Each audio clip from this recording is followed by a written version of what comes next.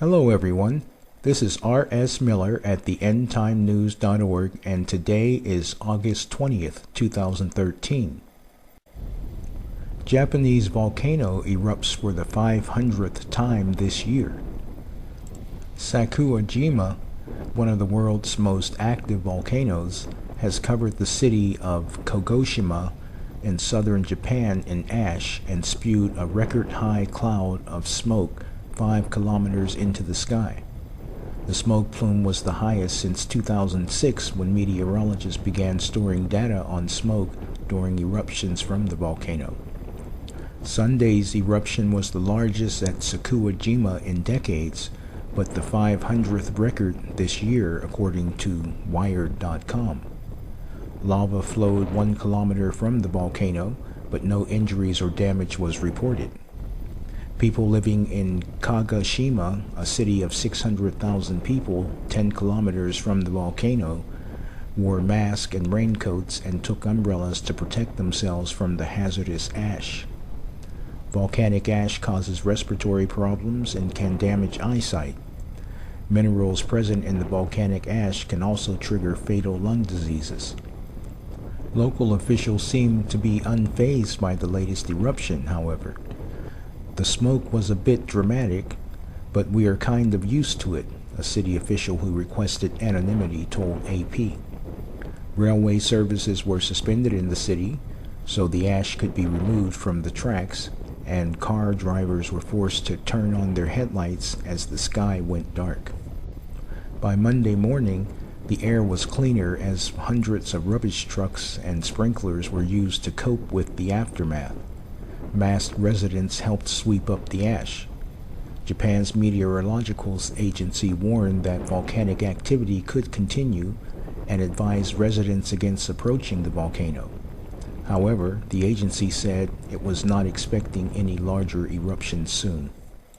There's virtually no chance of this eruption affecting the already critical situation at Fukushima Daiichi, which is 612 nautical miles away in the northern part of the country, as you can see on this map. One of the main concerns is that the number 4 reactor's spent fuel rod cooling pool, which is corroded, and the land it sets on is sinking and unstable.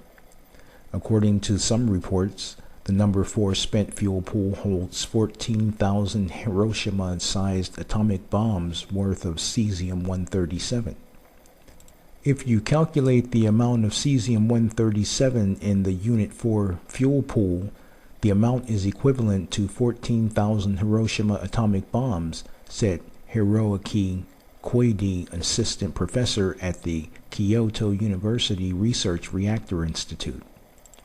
Corrosion from the salt water will have also weakened the building and equipment, Murray Janix, an associate professor at San Diego State University, who is an expert on nuclear containment and worked at the San Onofre nuclear plant in California, said.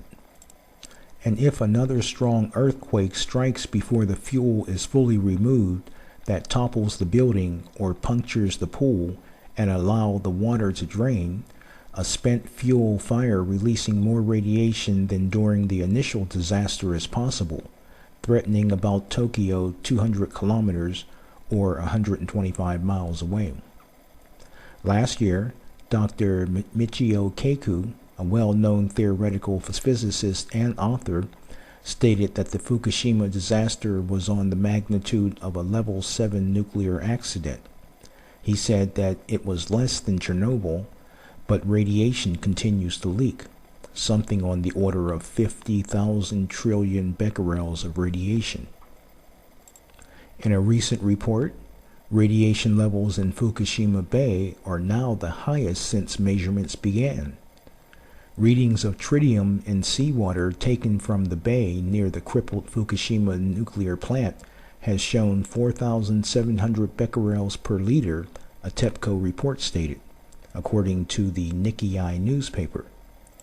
It marks the highest tritium level in the measurement history. Tokyo Electric Power Company has detected the highest radiation level in seawater collected in the harbor of the crippled plant in the past 15 days, Nikkei reports. TEPCO said that the highest radiation level was detected near reactor number 1. Previous measurements showed tritium levels at 3,800 becquerels per liter near reactor number 1 and 2,600 becquerels per liter near reactor number 2. The concentration of tritium in the harbor's seawater has been continuously rising since May, according to Nikkei. Also on Monday, a leak of highly contaminated water was discovered from a drain valve of a tank dike located on the premise of the nuclear plant, according to Fukushima's operator responsible for the cleanup. The level of radiation at the site was estimated at 100 millisieverts per hour, while the safe level of radiation is 1 through 13 millisieverts per year, according to ITAR and TASS news agency. The plant's operator is currently investigating reasons for the leak, TEPCO said in a statement. Meanwhile, Japan is not the only country facing a potential nuclear nightmare. Many of the U.S. nuclear plants are showing signs of aging and could be a catastrophe just waiting to happen. One such example is the Palisades nuclear power plant in the covert South Haven region of Michigan. The power plant, located next to a popular beachfront vacation spot, has leaked multiple times over the past several years. Although officials insist that there's no imminent danger, a growing number of local residents and vacationers who frequent the area are not so sure. The nuclear facility had an original license to operate for a 40-year period, which it has already exceeded by 2 years. The NRC, which is the U.S. Nuclear Regulatory Commission, has extended the Palisades license by 20 years, like many other U.S. nuclear power plants. According to the NRC, the Palisades plant has leaked 7 times since 2012. Most of the leaks were small, however. 6 of them caused the plant to shut down. In May of 2012, one such leak spilled 79 gallons of radioactive water into Lake Michigan, which is where millions of Illinois residents get their fresh water from. An independent nuclear expert said that Lake Michigan would have diluted the radioactive leak back in May. Although this may in fact be true, the potential for a new and more serious disaster is only a matter of time if not managed properly. Old age has an uncanny way of adversely affecting the structural integrity not only of senior citizens, but also bridges, roads, and even superbly built nuclear facilities. Incidentally, there are 104 nuclear plants spread across the United States. Russia's Far East hit by biggest floods in 120 years. Catastrophic flooding in Russia's Far East has put more than 100,000 people at the risk of losing their homes, and the worst such disaster in more than a century. Nearly 20,000 people have already been evacuated to safety, but that number is expected to rise with heavy rains likely to last until September. The floods hit more than 120 villages, with locals being moved to shelters for food and medical care. Much of the surrounding countryside is submerged, with the damage currently estimated at around $60 million. RT's Paul Scott reports from the scene of the deluge. With the water levels in some part of the region having risen 72 centimetres on Saturday alone, the evacuations are continuing. The worst case estimates suggest that 100,000 people may be forced to leave their home. However, it is hoped that that final number will be substantially lower. Now, the worst hit areas are the remote rural villages such as this one. Damage to infrastructure such as communication and transport networks mean that places like this are particularly isolated. But help is at hand. On Saturday, Moscow provided 50 tons of humanitarian aid, including food, boats and life jackets, and 11,000 military personnel are also aiding local services. Now, the biggest industry in this region is the farming industry. People grow things like tomatoes and potatoes and sell them locally. They also produce soya, which is sold to nearby China. But with 400,000 hectares currently underwater, it's clear to see that it's not just people's homes that are being damaged, but also potentially their livelihoods.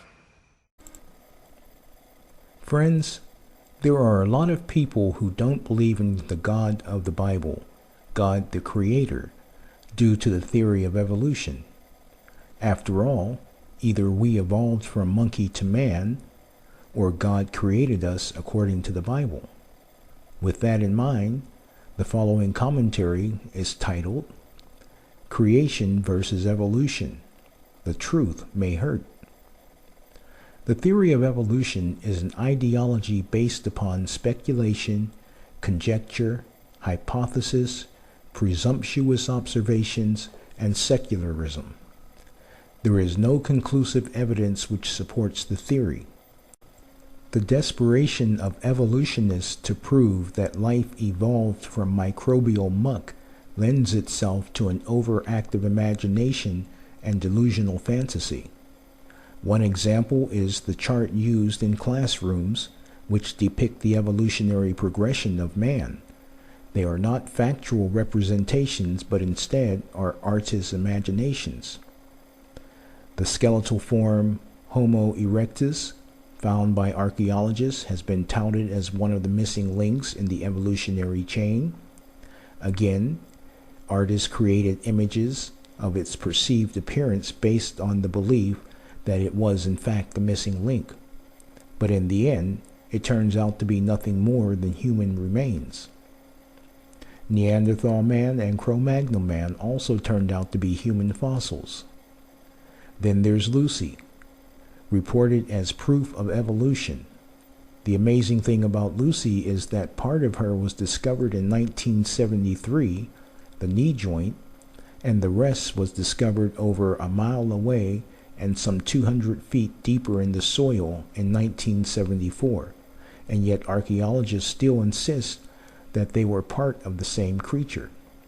In addition, the leg above the knee had an outward lateral movement of about 15 degrees, which indicates a strong tree climber such as an orangutan or a spider monkey, not an ape-to-man hominid. Evolution has experienced a long line of disappointments and embarrassing hoaxes. One of the most famous of these is Piltdown Man.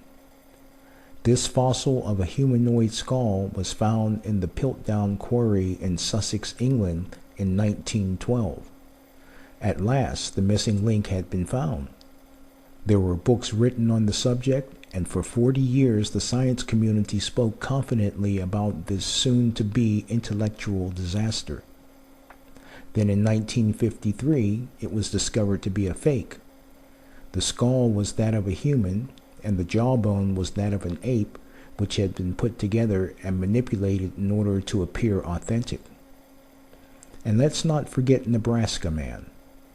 An entire race of prehistoric people built on the evidence of a single tooth, which turned out to be that of a peccary, which is a modern-day pig living in Paraguay. Is this a case of overactive imagination, or one thinking more highly of themselves than they should? Proof of God's existence can be found everywhere you look. In spite of the false religion of evolution, which is being taught, evidence of God is all around us. But unless you start thinking for yourselves, you won't recognize it until the end.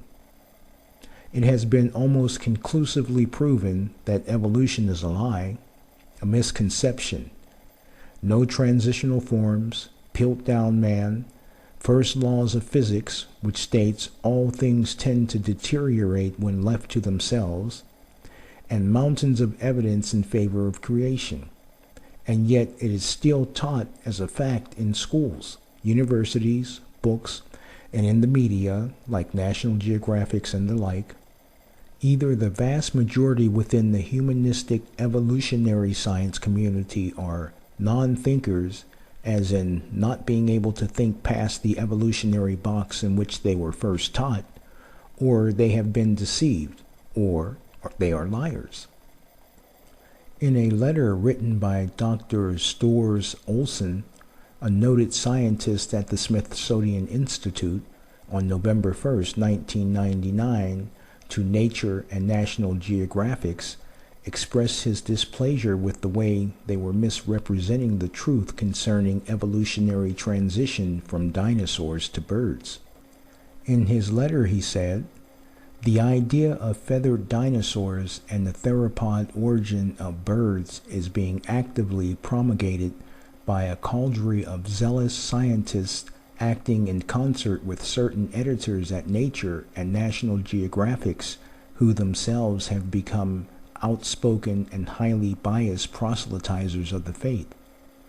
Truth and careful scientific weighing of evidence have been among the first casualties in their program, which is now fast becoming one of the grander scientific hoaxes of our age."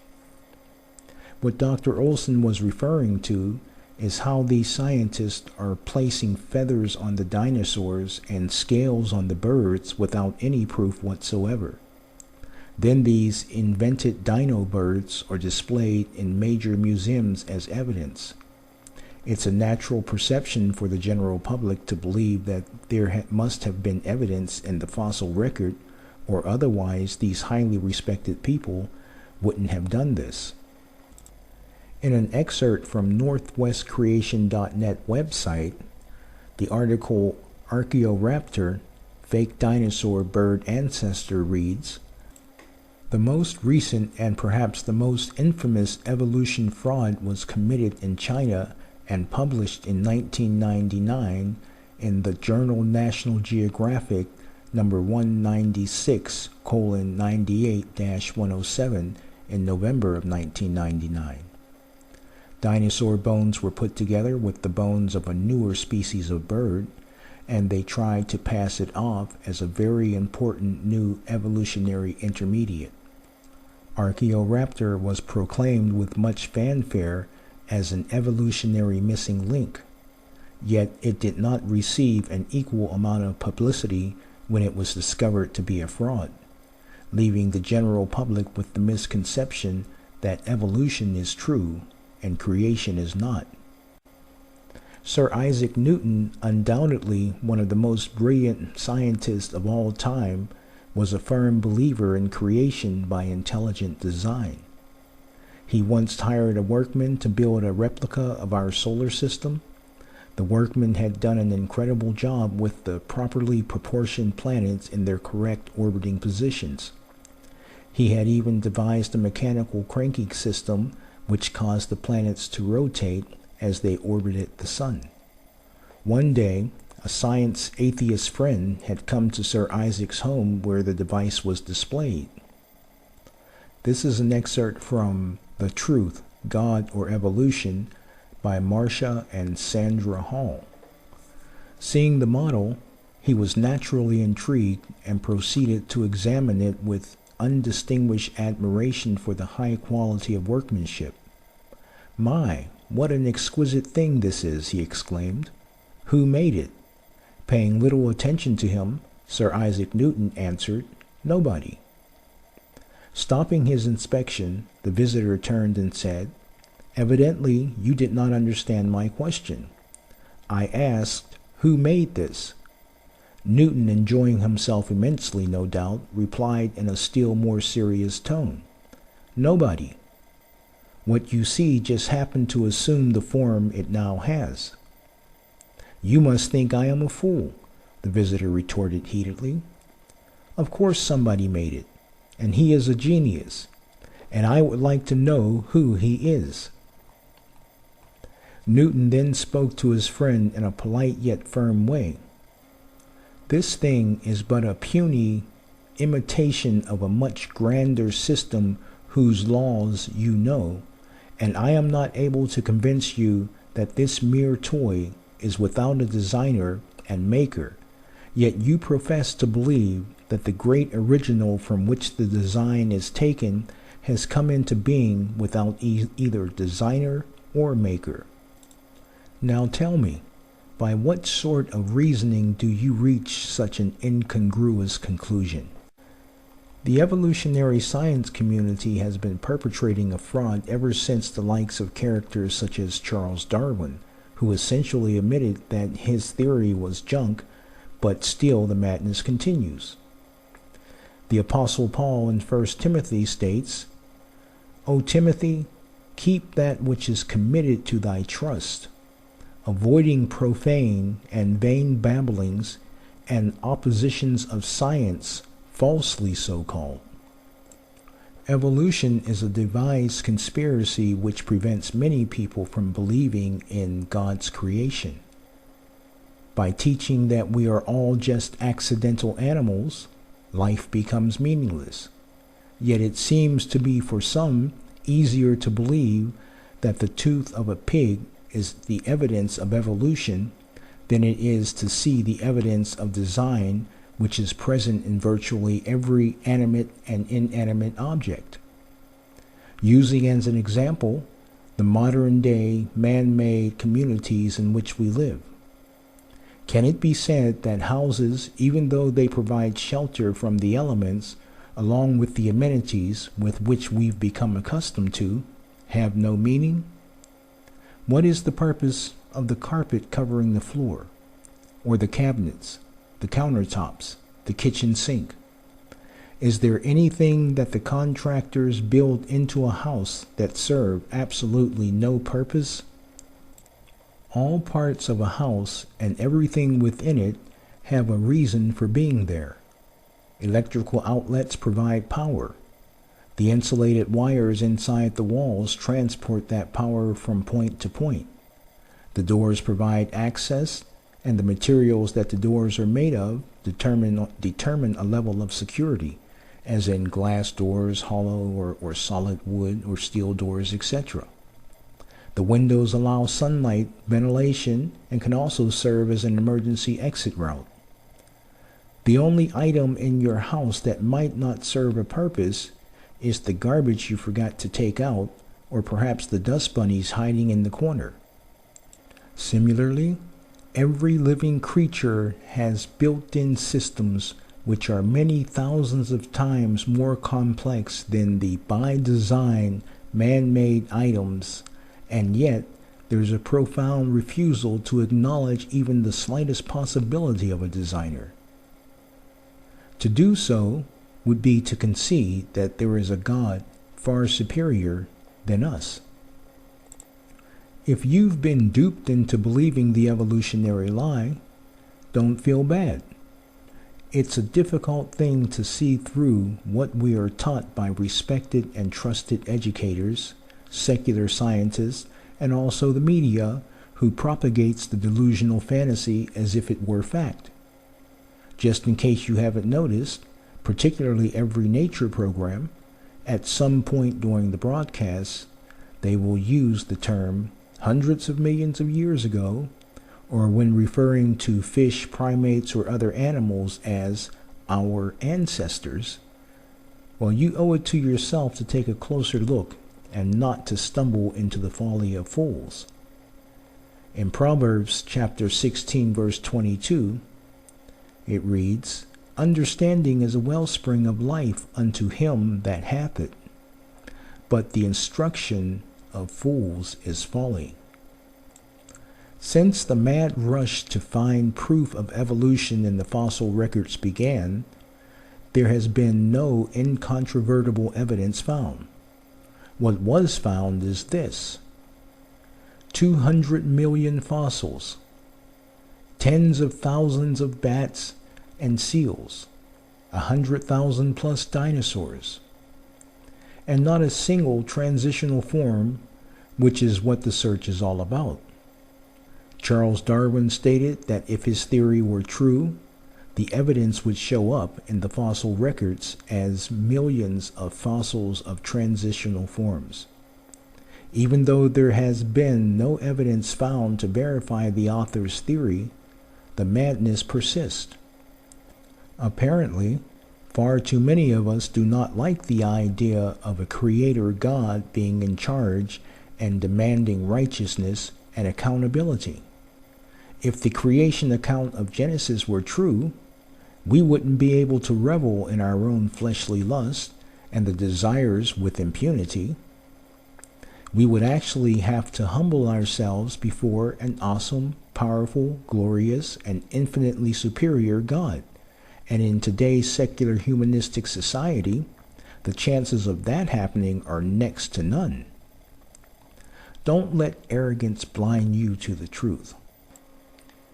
Every living organism has DNA, the blueprints of life. These blueprints are undoubtedly evidence of a designer, that is, unless you simply refuse to believe.